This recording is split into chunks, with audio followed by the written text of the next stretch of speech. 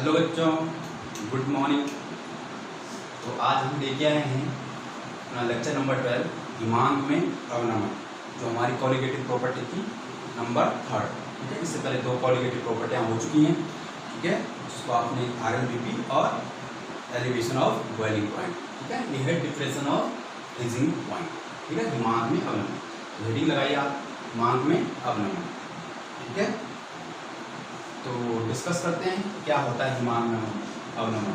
ठीक है, सबसे पहले हम जानते हैं कि फ्रीजिंग पॉइंट होता क्या है। जिसको हम बोलते हैं बच्चों हिमांक बिंदु। ठीक है, फ्रीजिंग पॉइंट होता क्या है। किसी भी लिक्विड का या किसी पदार्थ का हम हिमांक क्या कहें। ठीक है, तो हिमांक क्या होता है बच्चों, है ना। पहले इसको डिस्क्राइब कर लेते हैं क्या होता है हिमांक। वह किसी भी पदार्थ का हिमांक वह ताप है जिस पर उस पदार्थ के द्रव अवस्था का वाष्प दाब, है ना, उसके ठोस अवस्था के वाष्प दाब के बराबर, उसको हम क्या बोलते हैं, उस पदार्थ का हिमांक है। या हम दूसरे बोल सकते हैं कि वह ताप जिस पर किसी पदार्थ के द्रव तथा ठोस दोनों क्या हो, साम्य अवस्था में, ना, इक्विलिब्रियम पॉइंट पे हूँ, उसको हम क्या बोलेंगे, उस पदार्थ का हिमांक है। हम लिखते हैं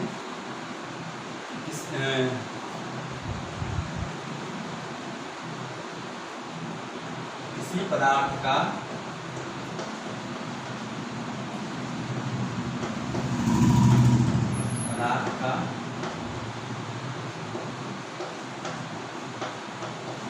हिमांक बिंदु वह ताप है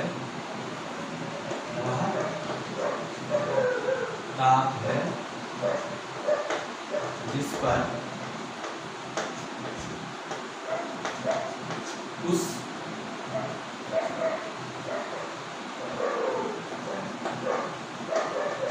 पदार्थ की द्रव अवस्था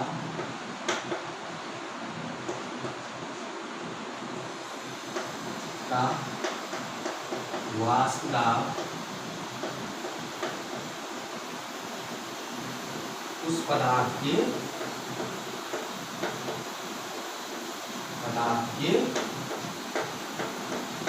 ठोस के वाष्प दाब उस पदार्थ के ठोस के वाष्प दाब के बराबर हो, उसे क्या कहते हैं, उस पदार्थ का हिमांक या फ्रीजिंग पॉइंट कहते हैं। ठीक है, या दूसरी लैंग्वेज में हमको था कि वह ताप जिस पर जो पदार्थ है उसके द्रव का वाष्प दाब और ठोस के वाष्प दाब या द्रव अवस्था या ठोस अवस्था क्या हो, इक्विलिब्रियम क्या हो, साम्य अवस्था में हो, उसको हम क्या बोलते हैं, हिमांक। ठीक है, तो हम ग्राफ में मैथड से जैसे हमने क्वेश्चन देखा था वैसे हम ग्राफ से हिमांक बिंदु को ज्ञात कर लेते हैं। ठीक है, तो हम टेम्परेचर, मैं यहाँ पे ग्राफ बना रहा हूँ, ध्यान से देखें। मेन इसमें ग्राफ है, अगर आपने ग्राफ सीख लिया तो आपने सब चीज सीखा। ठीक है, यह आपका प्रेशर है और यह आपका टेम्परेचर है। ठीक है, अब देखो मैंने ये मान लिया, ये प्रेशर क्या है, वहाँ यहाँ पे 180। ठीक है, प्रेशर आपके मर्जी है, आप मान लो, मैं मान लिया 108 है। ठीक है, जैसे हमने पहले कहा। अब यहाँ पे क्या करना है, देखो जो लिक्विड है आपने एक द्रव लिया, ठीक है, उसी द्रव का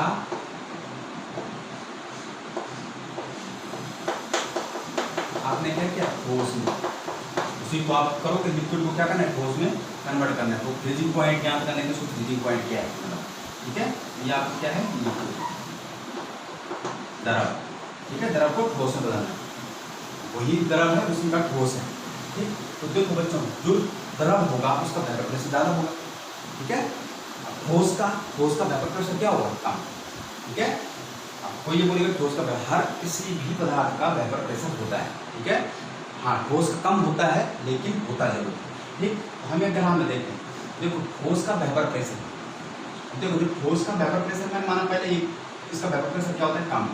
ठीक है, जैसे जैसे मैंने मान लिया इसका वेपर प्रेशर यहाँ पे ये चीज़ है, अब मैं टेम्परेचर अगर जैसे मैं डिक्रीज करूंगा तो इसका वेपर प्रेशर बिल्कुल जल्दी गिरेगा, क्योंकि उसका वेपर प्रेशर कम है।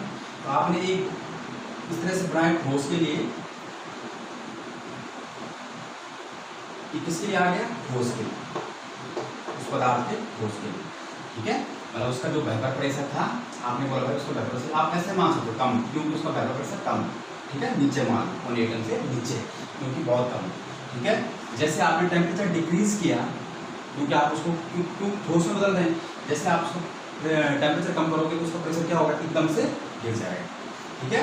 अब देखो उसी का जो द्रव है, ये आपका विलायक भी है ना, जो विलायक है, विलायक का वाष्प दाब क्या होता है, हमेशा ज़्यादा होता है। मैंने मान लिया कि इसका वाष्प दाब कितना है, ज़्यादा है ना, 1 एटम मान लेना है इसमें। अब देखो इसका भी गिरा हुआ मैं टेम्परेचर, जिस जैसे मैं टेम्परेचर करूँगा तो ये ग्राफ नीचे अब प्रेशर गिरता जाएगा, गिरता जाएगा, गिरता जाएगा, गिरता जाएगा। एक टाइम क्या होगा बच्चों, कि इस ठोस वाली लाइन को क्रॉस कर जाएगा,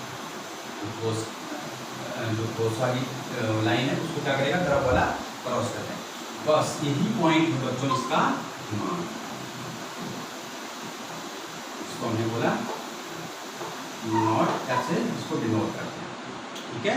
समझ में आया, हमने जो परिभाषा बोली वही यही बोली कि किसी पदार्थ का हिमांक वह ताप है जिस पर उस पदार्थ के द्रव अवस्था का वाष्प दाब उस पदार्थ के ठोस अवस्था के वाष्प दाब के बराबर हो जाए। यहाँ पे इस द्रव का जो द्रव आपने लिया, ये विलायक,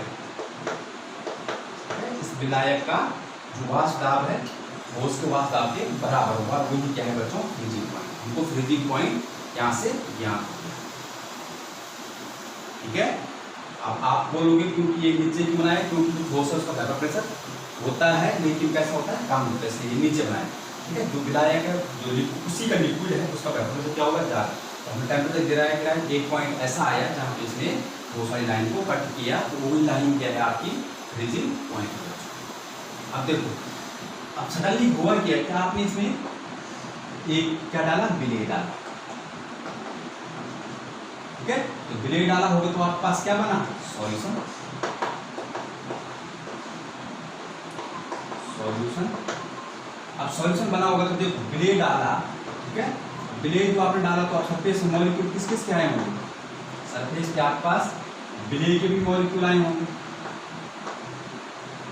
तो वेपर प्रेशर तो प्योर लिक्विड का ज्यादा होता है, जो शुद्ध द्रव होता है उसका वाष्प ज्यादा होता है एज कंपेयर टू विलियन, ठीक है। सॉल्यूशन तुलना इसका वेपर प्रेशर कम हुआ होगा, ठीक। अब वेपर प्रेशर अगर कम हुआ होगा, ठीक है, तो इसका वेपर प्रेशर तो कम बना होगा, लेकिन देखो जब वेपर प्रेशर कम बना होगा, अब देखो इसका वेपर प्रेशर कहाँ होगा, नीचे, क्योंकि जो विलायक था उसका वेपर प्रेशर ज़्यादा शुद्ध था।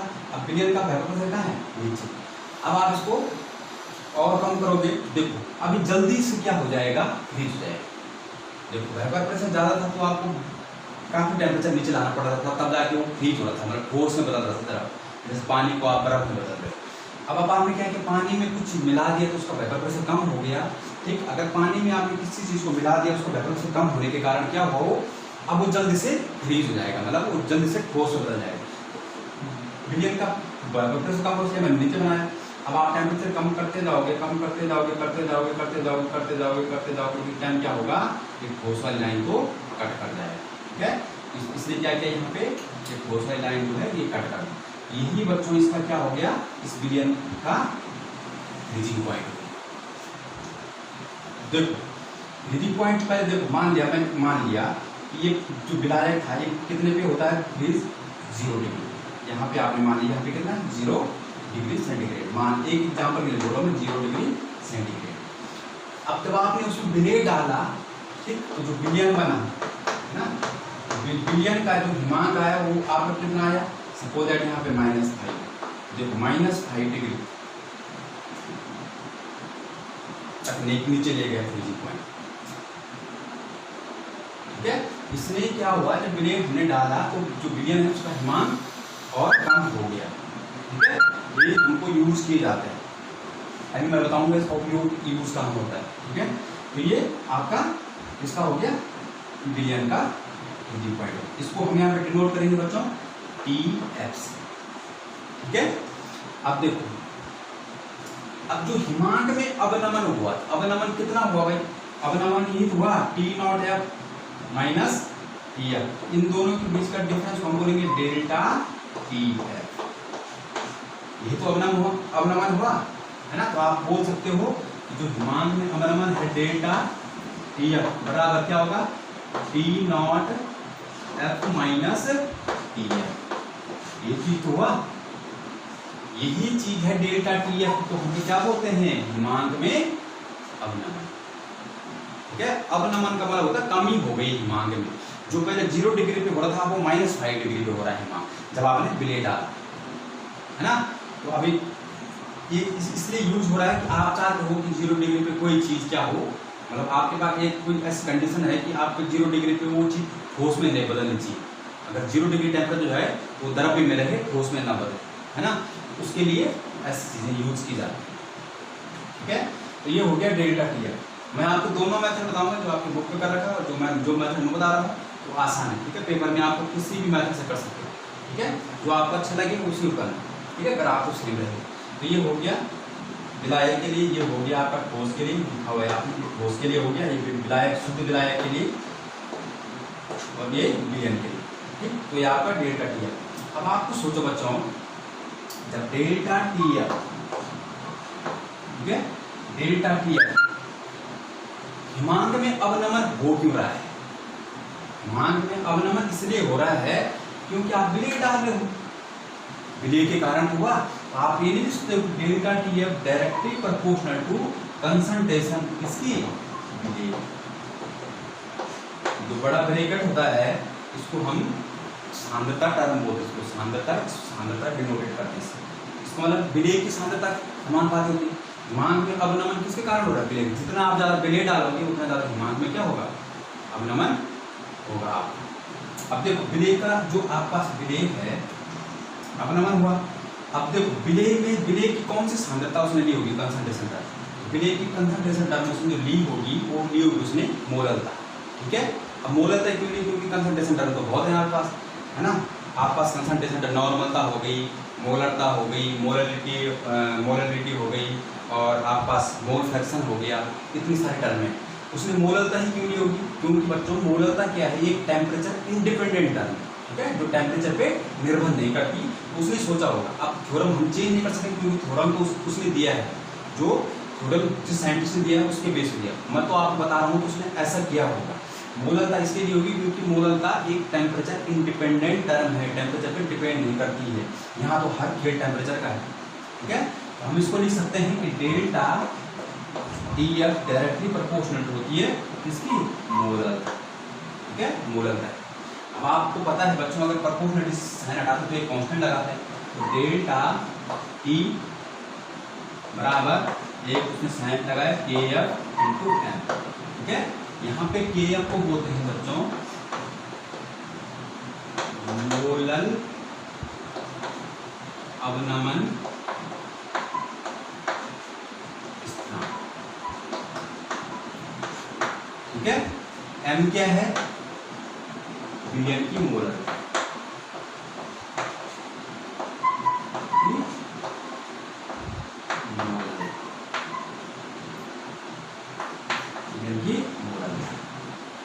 डेल्टा टी क्या है, हिमांक में अवनमन। अब देखो बच्चों, कभी पूछता है कि मोलर अवनमन स्थिरांक हिमांक अवनमन स्थिरांक के बराबर होगा।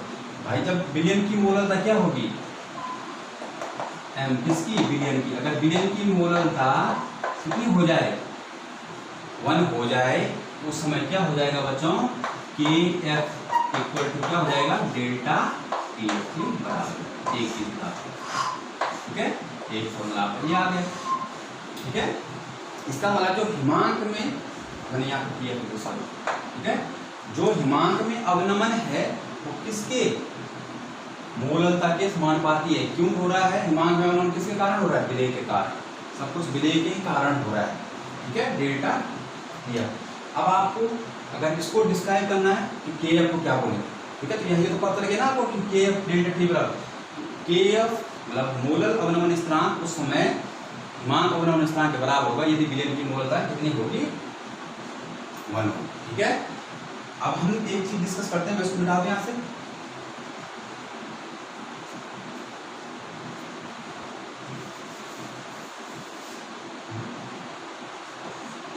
के एफ को डिस्क्राइब कर लेते हैं, जिसको हमने बोला मोलल अवनमन स्थिरांक। अवनमन स्थिरांक, मोलल अवनमन स्थिरांक क्या है? सिंपल है, जैसे आपने एक मोलल उन्नयन स्थिरांक को पढ़ा, आप बोलोगे 1000 ग्राम विलायक में, ठीक है, 1000 ग्राम विलायक, ठीक है, या 1 kg बोल सकते हो, 1 kg विलायक में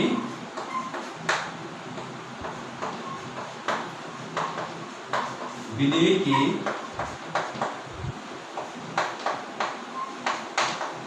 1 मोल घोलने पर, ठीक है, विलयन के हिमांक में जो अवनमन होता है, अवनमन होता है, उसे उस विलयन का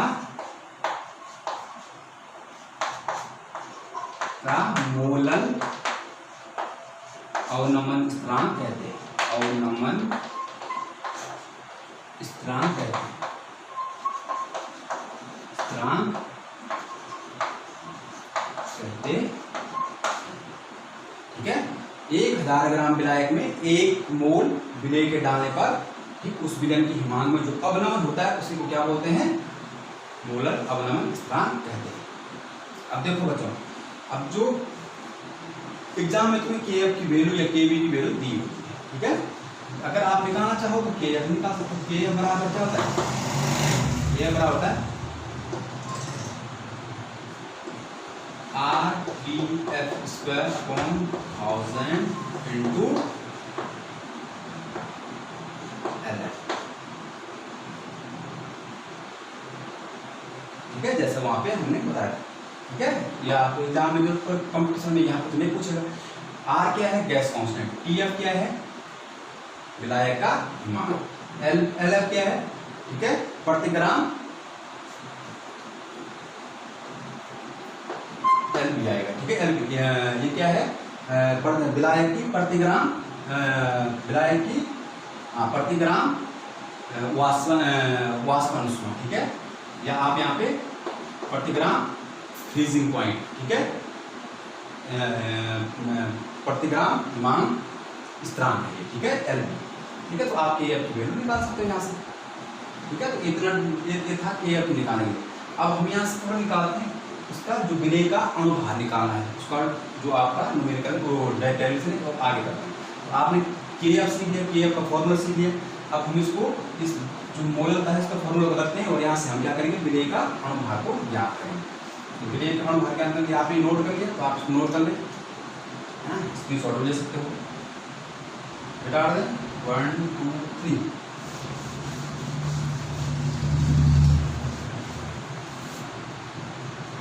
अब देखो यहाँ पे आपने बोला कि डेल्टा टी एफ बराबर ए एफ इंटू एम। मोललता बराबर क्या होती है? मोललता बराबर तो मैं इधर लिख देता हूँ। मोललता बराबर क्या होती है? विलेय के मोल पर केजी विलायक। मोल बराबर क्या होता है? एन बराबर विलेय का भार बटे अनुभार, molar mass into W KG. रख दो इस वैल्यू को, तो क्या डेल्टा टी एफ बराबर K F W into molar mass into W के जी। अब यदि जो विलायक है, विलायक का भार ग्राम में दे रखा है तो कुछ नहीं कर, यहाँ ग्राम रख दो, यहाँ 1000 से गुणा कर दो। ये क्या हो जाएगा? डेल्टा टी एफ बराबर K F into W into 1000 upon molar mass into W gram, ठीक है।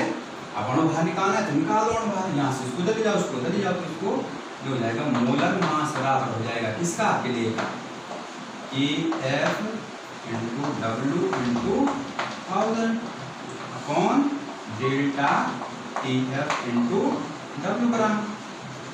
ये आपका फॉर्मूला हो गया मोलर मास निकालने। यही आपको एग्जाम में दे दे Kf की वैल्यू दे देगा, है ना। विलेय का बाहर दे रखा होगा इतने ग्राम विलेय को इतने ग्राम विलायक में बोला गया, हिमांक में अवनमन कितना हुआ, है ना। डायरेक्ट होने से 3 नंबर उनमें आता है इस ठीक है। तो आप मोलर मास निकाल दो। अब देखो आप इतने याद कर दो आपकी वेव को भी, आप इसको याद रखें, डेल्टा टी बराबर के एफ इंटू क्या मोलर तक की परिभाषा तो आपको आती है। स्टार्टिंग में आपने 11 में पढ़ा, 12 में पढ़ा, अगर आपको ये नहीं आता तो आप कुछ नहीं कर सकते, है ना। इसका मतलब आप सिर्फ डाटा क्वेश्चन डालें। आपने 11 में पढ़ा, 12 में पढ़ा, मोलर तक क्या होती है 1 किलोग्राम विलायक में उपस्थित विलेय के ग्राम मोलों की संख्या उस विलेय की मोलर तक है। बस इस यहाँ से रखो मोलर तक। मैं ये तो किया 1 kg विलायक में विलेय के मोलों से, तो मोलर और क्या था भार बटे अणु भार इनटू डब्ल्यू केजी। अगर ये ग्राम में दे रखा तो उसको 1000 से डिवाइड करो तो 1000 ऊपर चले जाएगा, तो आपका ये उत्तर आएगा। ठीक है, इस तरह से आप इसको पढ़ सकते हैं। अब बुक पे आपकी ये वाला मेथड नहीं दे रखा होगा, है ना, कि डायरेक्ट, क्योंकि दिमाग में अवनमन किसके कारण हो रहा था, आपके विलेय के कारण हो रहा था। ठीक है, लेकिन जो आप किताब में उसको देखो। अब एक मेथड तो इसको नोट करें, इतना ही मेथड है। इसमें क्वेश्चन देखो, कब बोलता है दिमाग में अवनमन क्या है, यहाँ तक सिद्ध करना है। ठीक, कब बोलेगा दिमाग में अवनमन के लिए विलेय का अनुभाग ज्ञान करने का सूत्र ज्ञात कीजिए, ये पूछेगा। ये आपसे फिर 2 नंबर क्वेश्चन पूछता है कि मोलर अवनमन स्थिरांक से आप क्या समझते हैं, इसका सूत्र क्या होता है। तो मोलर अवनमन स्थिरांक परिभाषा मैंने बताई, 1000 ग्राम विलायक में विलेय के 1 मोल होने पर, ठीक, विलयन के हिमांक में जो अवनमन होता है उसे क्या बोलते हैं हम, मोलर अवनमन स्थिरांक। K बराबर RTF इनटू L।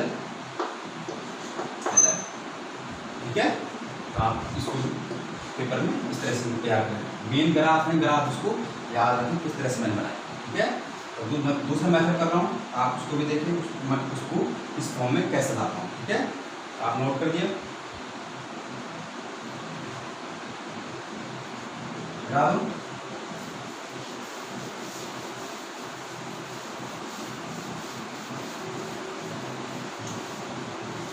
अब देखो सेकेंड मेथड, ठीक है, T नॉट था। अब देखो बच्चों, जो देखो किसके कारण, हमने बोला विलेय के कारण हिमांक में अवनमन हो रहा है, लेकिन आप देखो इसका प्रेशर मान हमारे बोले P नॉट ए, क्योंकि शुद्ध विलायक है ना, तो इसका प्रेशर कितना हो गया विलेय का P। आप इससे भी कर सकते हो। अब देखो इसको जब डेल्टा TF में परिवर्तन किसके कारण हो रहा है, प्रेशर चेंज हो रहा है, उसके कारण हो रहा है। आप बोल सकते हो कि जब डेल्टा TF प्रेशर किसके कारण हो रहा है ना, मतलब प्रेशर फैक्टर क्या P naught a minus P, इसको हम क्या बोलते हैं डेल्टा P। अगर डेल्टा P बोलते हैं तो delta TF directly proportional to delta P। अब आपने राउल्ट का लॉ पढ़ रखा है तनु विलयन के लिए, है ना। डेल्टा P आप इसको ऐसे लिख सकते हो डेल्टा TF, है ना, directly proportional to delta P बराबर क्या होता है, इसको निकाल। आप डेल्टा P बराबर होता है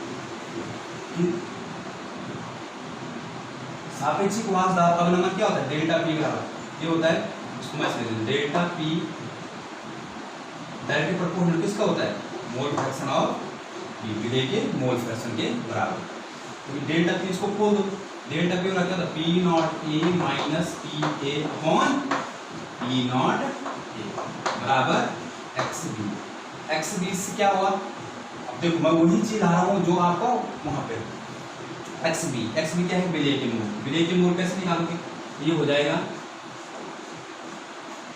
इसको मैं डेल P लिखूं, del P upon P naught A. विलेय के मोल होंगे तो मैंने विलेय के मोल रख दिया NB बटे Na प्लस NB। विलेय के मोल बटे विलायक धन विलेय के मोल। अब आपने बोला विलेय की मात्रा आपने डायल्यूशन समय बहुत कम है, तो आप हर में इसको छोड़ दोगे तो ये क्या बन जाएगा, ये चीज। अब आप इसको आगे लेके जाओ, ये क्या हो जाएगा विलेय का भार WB बटे मोलर मास किसका, उसी का। ये उसको उल्टा करके ले जाओ तो ये क्या हो जाएगा, मोलर मास किसका A का बटे W। ठीक है, मैंने इसको ये डायरेक्ट रख दिया मैंने। ठीक है, इस पर आता है W बटे मोलर मास, ये क्या हो जाएगा W बटे मोलर मास। इसको मैंने Na से लिखा, इसको A से लिखा। ठीक है, इसको मैंने B से लिखा, इसको B को लिखा, मैंने ऊपर ले गया। ठीक है, तो आपका ये निकल गया।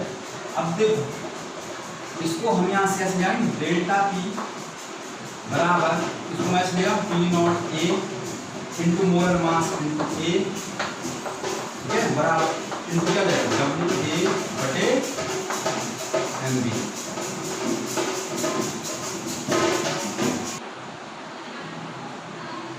तो बच्चों आप उसको यहाँ से उसको क्या कर सकते हैं WB upon MB MA into MB। अब मैंने क्या किया P0A MA। आप सोचो बच्चों ये विलेय का मोलर मास है और ये उसका शुद्ध विलायक का प्रेशर, ये कांस्टेंट है कि नहीं? अगर ये कांस्टेंट है तो डेल्टा P डायरेक्टली प्रोपोर्शनल किसके होगा? डेल्टा P डायरेक्टली प्रोपोर्शनल, क्योंकि कांस्टेंट है, कांस्टेंट है तो प्रोपोर्शनल आ जाएगा। तो ये क्या आ जाएगा आपके पास यहाँ कुछ छोटा है MB इंटू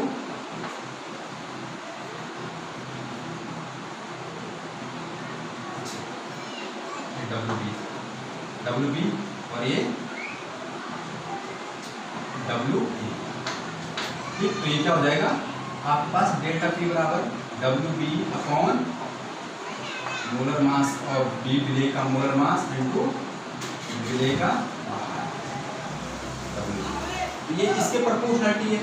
अब देखो डेल्टा P बराबर, अब डेल्टा P की वैल्यू तो ये आ गई ना, डेल्टा P डायरेक्ट प्रोपोर्शनल किसके बराबर है ये? तो मैंने यही चीज यहाँ रख दिया।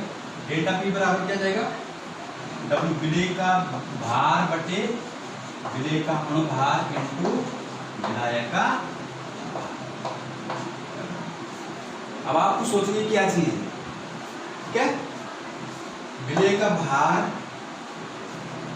मैं इसको मिटा दूंगा, विलेय का भार देखो WB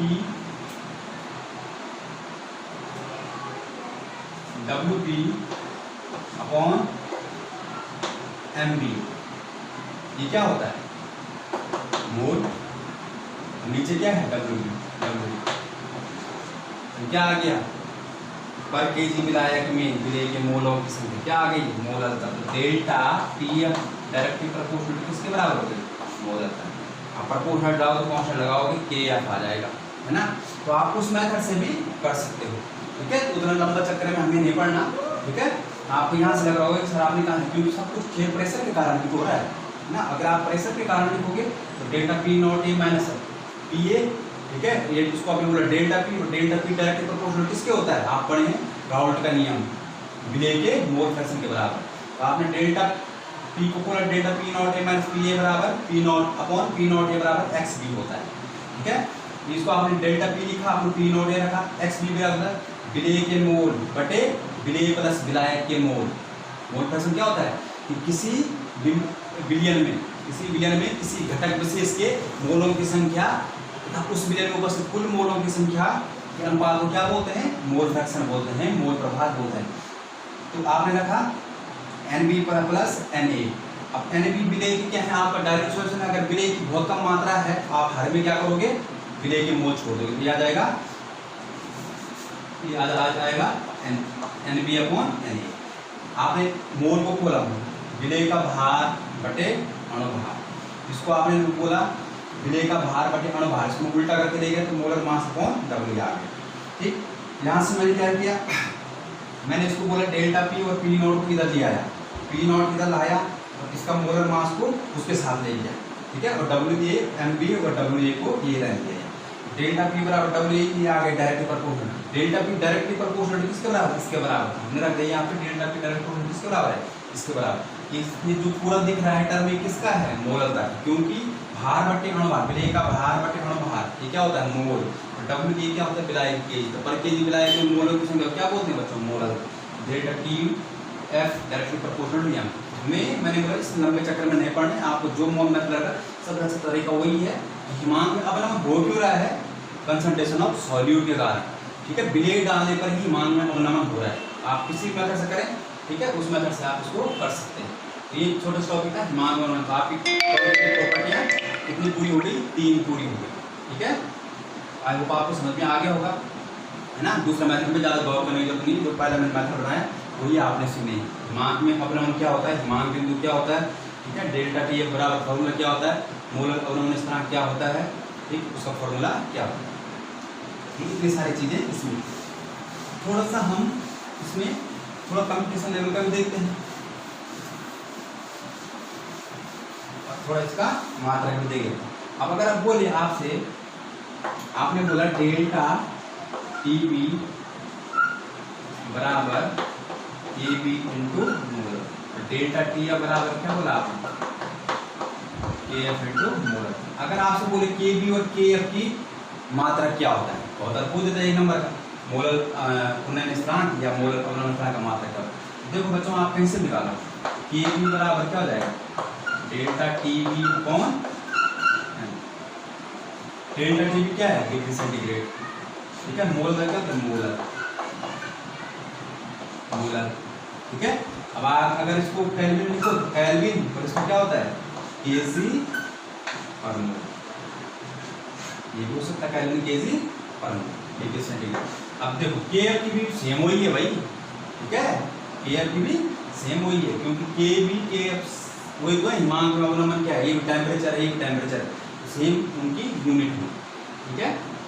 अब आपने इसके लिए फॉर्मूला देखा, ठीक, फॉर्मूला देख लो क्या था,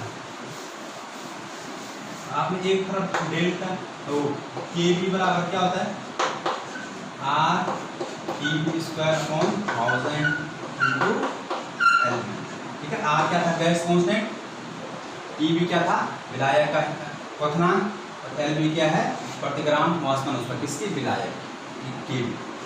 आप बच्चों एक चीज देखो, ये चीज याद रखना, H2O के लिए, ठीक है, के बी के एफ की वैल्यू का के एफ बराबर क्या था, R T F square upon 1000 into L, ठीक है। Latent heat of fusion, latent heat of vaporization, प्रति ग्राम वाष्पन उसका विलायक की, प्रति ग्राम गलन उष्मा किसकी, विलायक, ठीक है। H2O के लिए, H2O के लिए बच्चों के एफ की वैल्यू आती है 1.08 डिग्री सेंटीग्रेड मोलर पर मोलर, ठीक है। और जो के बी की वैल्यू होती है 0.56, ठीक है, डिग्री सेंटीग्रेड पर मोलर, ठीक है। ये देखो ये किसकी वैल्यू है, ये है आपके पास के एफ की वैल्यू, और ये किसकी है, के बी की वैल्यू, पानी के लिए, ठीक है। इसका मतलब किसी भी लिक्विड के लिए, प्योर लिक्विड के लिए, प्योर लिक्विड के लिए, है ना, किसी भी शुद्ध द्रव के लिए के एफ की वैल्यू ज्यादा होती है के बी की तुलना में, ये आप थोड़ा ध्यान रखें, ठीक है। मोलर अवनमन स्थिरांक की वैल्यू ज्यादा होती है मोलर उन्नयन स्थिरांक के बराबर, ठीक है। अब देखो, और जो आपके पास लिक्विड के लिए एल भी होती है, ग्रेटर होती है एल, ये भी आपने ध्यान रखिए आगे ताकि आपको जरूरत पड़ेगी computer level. Latent heat of fusion, ठीक है, लेटेंट हीट ऑफ वेपराइजेशन, जो किसी द्रव की वाष्पन उष्मा होती है उसकी वैल्यू ज़्यादा होती है, किसी भी जो द्रव है उसकी जो ठोस है उसकी जो गलन उष्मा होती है, फ्यूजन जब आप उसको गलाते हो उसकी तुलना में ज़्यादा होती है। अब आपको सोचो ये एल भी ज़्यादा है, एल भी ज़्यादा है, तो आपने के बी का फॉर्मूला कहाँ लिखा था, के बी का फॉर्मूला आपने कहाँ पे लिखा था, ये यहाँ, एल भी ज़्यादा है, के बी की व्युत्क्रमणपाती है प्रति ग्राम वाष्पन उष्मा, व्युत्क्रमणपाती, अगर ये बढ़ेगा तो के बी क्या होगा, घटेगा, क्योंकि व्युत्क्रमणपाती एक दूसरे की, के बी से एल बी क्या है, व्युत्क्रमणपाती है, अगर ये एल भी बढ़ेगा तो के बी की वैल्यू क्या होगी, घटेगी। इसीलिए मैंने बोला था कि के बी की वैल्यू घटेगी, क्योंकि अगर एल भी बढ़ेगा किसी भी द्रव के लिए एल बी की वैल्यू ज़्यादा होती है, ठीक है, एल एफ की वैल्यू कम होगी, अगर एल भी बढ़ेगा तो के बी घटेगा, ठीक है। इसीलिए मैंने बोला के एफ क्या होता है, के बी के एफ की वैल्यू के बी से बड़ी होती है। ये आपका छोटा टॉपिक था, आप इसको नोट कर लें, ठीक है। अगर आपको कहीं समझ में नहीं आया हो तो आप उसको दोबारा देखें वीडियो में, ठीक है। कोई बहुत टफ नहीं है, बहुत आसान सा टॉपिक है, बोर्ड में हर बार न्यूमेरिकल या यहाँ से रहता है एक टॉपिक आप। Thank you, all the best.